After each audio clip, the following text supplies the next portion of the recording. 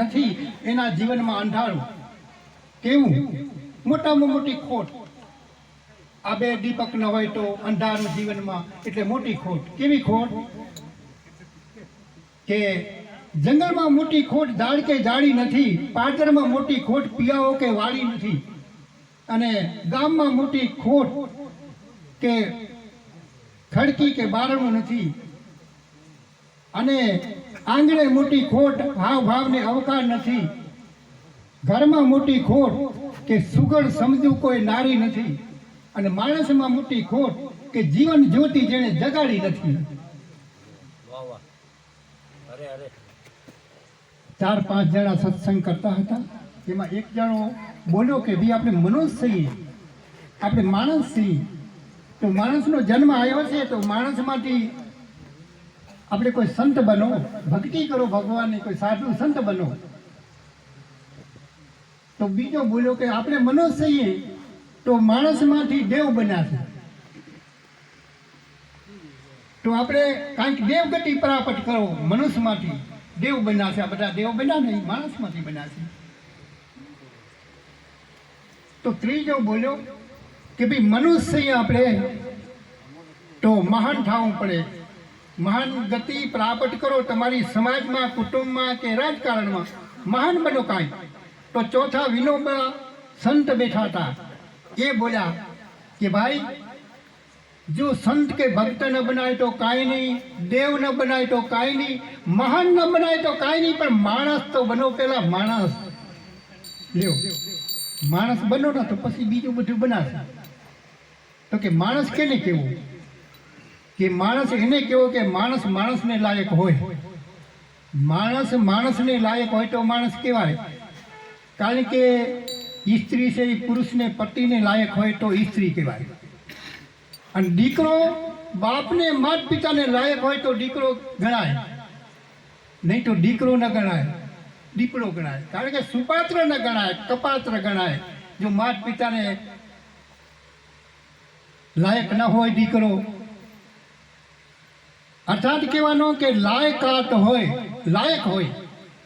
બાપ દીકરાને લાયક હોય, દીકરો બાપને લાયક હોય, માતા પિતા પણ લાયક હોય, લાયક બનો. એટલે કારણ કે માતા પિતાને 2 વખત આંસુ આવે છે આંખમાં, 2 વખત. ક્યારે ક્યારે? કે એક તો જ્યારે દીકરીને વરાવે ને ત્યારે માતા પિતાની આંખમાંથી આંસુ પડે છે, રડે છે. અને બીજી વખત કે જ્યારે દીકરો તરસોડે માતા પિતાને ધક્કો દે, અનાદન કરે. નાનેથી મોટો કર્યો છે, પોતે ખાઈ નહીં ખવડાવ્યું, મોઢામાંથી કોરિયા દઈને મોટા કર્યા. અમૃત દેનારા સામે ઝેર ઉછાળશો નહીં, નહીં તો યાદ રાખજો કે ભૂલે ચૂકે માતા પિતાને કે તરસોડજો નહીં, દુઃખ ન દેજો, નહીં તો રડતા હજીએ કકડતા કાળજે જેથી આંખામાંથી આંસુ પડશે ને, એ આંસુ તમારી લાખોની સંપત્તિ, એક એક આંસુનું ટીપું તમારી એ સંપત્તિ બારીને ખાખ કરી નાખશે. ઈ તાકાત માતા પિતાના આંસુમાં છે. આંસુ પડે નહીં એનું ધ્યાન રાખે. રાજી ન કરો, ખુશ ન કરો તો કાંઈ નહીં, પણ માતા પિતાને તરસોડજો નહીં, દુઃખ ન દેજો, આંસુ ન પડે જોજો.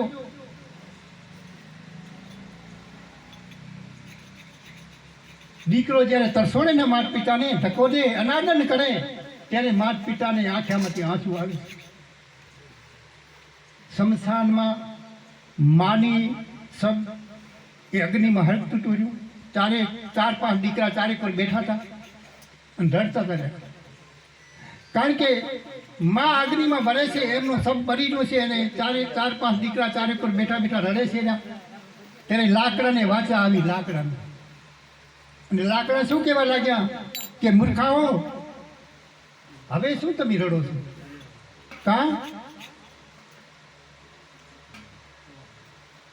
કે જ્યારે મરીને ખાલી એક ખોરિયાને અમે બાળીએ છીએ. લાકડા કહે છે કે તમારી માં મરી ગઈ છે, ખોરિયાને અમે બાળીએ છીએ, એમાં તમે શું રડો છો? પણ જ્યારે તમારી માં જીવતી હતી ત્યારે જીવતીને તમે બાળતા હતા ત્યારે કોઈ દી રડવું ના આવ્યું, કોઈ દી તમારી આંખમાં આંસુ ના આવ્યું, કોઈ દી તમને દયા ના આવી. હે, જીવતી માને જ્યારે તમે કકડાતા હતા, હૈયું બાળતા હતા, અપમાન કરીને તિરસ્કાર કરીને એ જીવતીને તમે મારતા હતા ત્યારે તમારે આંસુ ના આવ્યું, રડવું ના આવ્યું. અને આ ખાલી ખોરિયાને અમે બારીએ છીએ, ઝાકણા કે આ ખોરિયાને અમે બારીએ છીએ, એમાં તમે શું રડો છો? અર્થાત કહેવાનો એ છે કે જીવતા જાણજો, જીવતા માણજો, જીવતા માતા પિતાની સેવા કરી લેજો. કોઈ પર્સન એ પૂછો કે આબથી ઊંચું ને પૃથ્વીથી વિશાળ મોટું કોણ આ દુનિયામાં? આબથી મોટું આ પૃથ્વીથી વિશાળ કોણ જગતમાં પૃથ્વી ઉપર? કે આબથી જો ઊંચું ને મોટું હોય તો પિતા બાપ છે. ખ્યાલ કરજો, દેવોનો દેવ હોય ને તો બાપ છે. આબથી ઊંચો વિશાળ હોય તો તમારો પિતા શ્રી બાપ છે. અને આ ધરતીથી મોટું જો હોય તો મા છે. કારણ કે માને આ ધરતીની ઉપના આપી છે અને પિતાને આકાશની ઉપના આપી છે.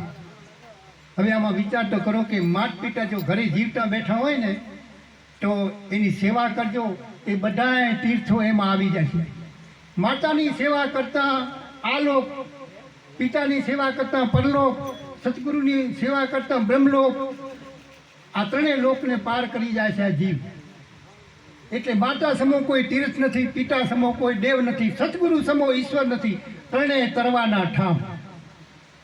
પ્રત્યક્ષ દેવ, અનુમાનવાળું નહીં, એમાનવાળું નહીં, અનુમાનવાળું નહીં, પ્રત્યક્ષ આપણી દ્રષ્ટિમાં દેખાતો હોય, જાગતો જીવતો જો દેવ હોય તો માત પિતાને ભૂલી, માત પિતાને મેકી અને જો તમે તીર્થ કરવા જાશો ને દૂરના તો એ તીર્થ નિષ્ફળ જશે. માટે પહેલું માત પિતાનું પગથિયું તીર્થ કરવાનું, દર્શન કરવાનું, સુખી થવાનું. માત પિતાના આશીર્વાદ લેજો અને માત પિતાને સંતોષ રાખો અને સુખી રાખજો તો ખરેખર તમે પણ સુખી થશો. કારણ કે પુંડલીકને તીર્થ કરવા ગયો તો પછી કુત્સત ઋષિનો જો આશ્રમ હતો ત્યાં આગળ જઈને એ કુત્સત ઋષિને પ્રણામ કરીને બેઠો. ત્યારે કુત્સત ઋષિ કહેશે કે બેટા તું તીર્થ કરવા આવ્યો? કે હા. તમે ઘર કુટુંબમાં કેટલા? કે અમે 2 માણસ, અમારા માતા પિતા મારા અને 2 માણસ અમે ચાર માણસ થઈએ. કે બેટા તો માતા પિતા તારે ઘરે બેઠા છે ને તું આ શા માટે આ પથ્થરમ પાણીમાં આવ્યો? હે બાપુ? કે હા. જા બેટા, તારા માતા પિતાની સેવા કરજે. તારી માતા પિતાની સેવા કરીશ ને બધું એમાં આવી ગયું, તારે અહીં આવવાની કોઈ જરૂર નથી. જા. હે? કે હા. કારણ કે જે અજ્ઞાની આંધળા છે ને એ પથ્થર પાણીમાં ભટકાય છે, પણ સમજુ માણસ છે ને એ પોતાનું ઘરે તીર્થ માની માતા પિતાની સેવા કરે છે. પછી પુંડલીક ઘરે આવ્યો, માતા પિતાની સેવા કરે છે. પહેલાં તો માતા પિતાનું અનાદન કરતો હતો, કોઈ દિવસને માટે વચને ના હાલતો, દુઃખ દેતો, ત્રાસ દેતો, રોટલો હરખો ના આપતો. પણ પછી તો આવી માતા પિતાને સારી રીતે પ્રેમથી રોટલો આપે, પાણી આપે, સેવા કરે, વહારો નાખે, બેઠો હોય માતા પિતાની સેવા કરે, કામ ધંધો કરી. વરહારો આવ્યો, વરસાદ થોડો થોડો પડે છે અને માતા પિતાની સેવા કરી રહ્યો છે પુંડલીક. અને ભગવાન આવ્યા દર્શન દેવા માટે. યાદ કરજો, વિચાર કરજો, કોઈ ભગવાન કે માતાની સેવા કરશો તો એમ નહીં મળે, પણ પોતાનું મૂળ, પોતાની ફરજ શું છે, પોતાનો હક શું છે, એ પોતાની હકને પોતાનો ફરજ જો બજાવશો ને તો બધાએ ભગવાનને માતાએ વશ થઈને તમારે તમારું કાર્ય સિદ્ધ કરવા માટે તમારા સમક્ષ આવીને પ્રગટ થશે. આ પુંડલીકનું પ્રમાણ. ધીમો ધીમો વરસાદ પડે છે જો અને પુંડલીક ને દર્શન દેવા માટે ભગવાન આવ્યા ગદાપદ્મ ચક્ર હાથમાં અને આવીને જાપે ઊભા રહ્યા. પુંડલીક માતા પિતાની સેવામાં છે.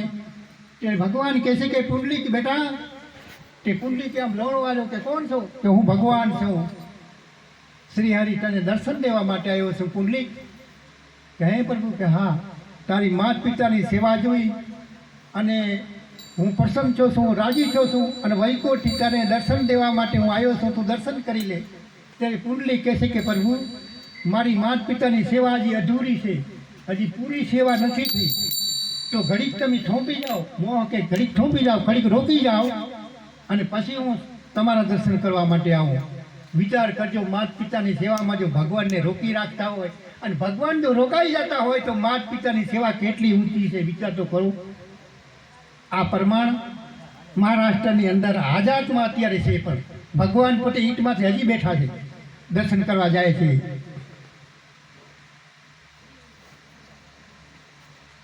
હા, હા એટલે કે પુંડલિકનું દર્શન કરી લે કે પ્રભુ માતા પિતાની સેવા અધૂરી છે, હું સેવા કરીને પછી આવું કે હું ગાળો પાણીમાં બેહું ક્યાં? ભગવાન કહે છે પુંડલિકને. તો પુંડલિકે નીચે નમીને ઈંટ ઘા કરી મોહ કે એ ઈંટ ઉપર બેહો પ્રભુ, હું સેવા પૂરી કરી પછી દર્શન આપું, દર્શન કરવા માટે આવું. પછી ઈંટ ઘા કરી ઈંટ ઉપર ભગવાન બેઠા છે વાટ જોઈ. અને જ્યારે પુંડલિકની સેવા પૂરી થઈ અને પછી ભગવાનના દર્શન કરે છે ત્યારે ભગવાન એના ઉપર હાથ મૂકે અને પ્રસન્ન થઈને અને એને બધી વાતે પૂર્ણ આપ્યું, વચન આપ્યું અને સુખી કર્યો પુંડલિકને. અને આજે પુંડલિક પણ અત્યારે પૂજાય છે મહારાષ્ટ્રની અંદર. એટલે માતા પિતાની સેવામાં બધી સેવા, આ બધા પૃથ્વીના તીર્થો છે ને એ માતા પિતાના સેવામાં બધા તીર્થો આવી ગયા, એક નહીં અનેક તીર્થો. એટલે કીધું કે માતા પિતા જીવતા બેઠા હોય ને તો સેવા કરી લેજો, ભૂલજો નહીં કોઈ દિવસની માટે. એટલે કીધું કે જીવતા જાણે નહીં માતા પિતાને મુએ માટે મોકાણ, ટાણીને કાઢે રાગડા સવારથને શંકરા. જીવતા મા બાપને પાસે બેહીને પ્રેમથી બે વાતો કરીને હૈયો ઠાર્યો નથી કોઈ દિવસને માટે, અને પછી બેસણા રાખવાથી શું કરે? અરે નાનેથી તો ને મોટો કર્યો અને ખર્ચ કરીને તને પરણાયો, પણ માતા પિતાની તે હૈયો ઠાર્યું નથી તો પછી પીપરે પાણી રેડવાથી શું કરશે? અરે બુઢા મા બાપને તું તરછોડે પછી 4 ધામની યાત્રા તારી ઈ ફળે ક્યાંથી? 4 ધામની યાત્રા તારી કોઈ દી ફળશે નહીં જો માતા પિતાને તો તમે જો તરછોડ છો તો.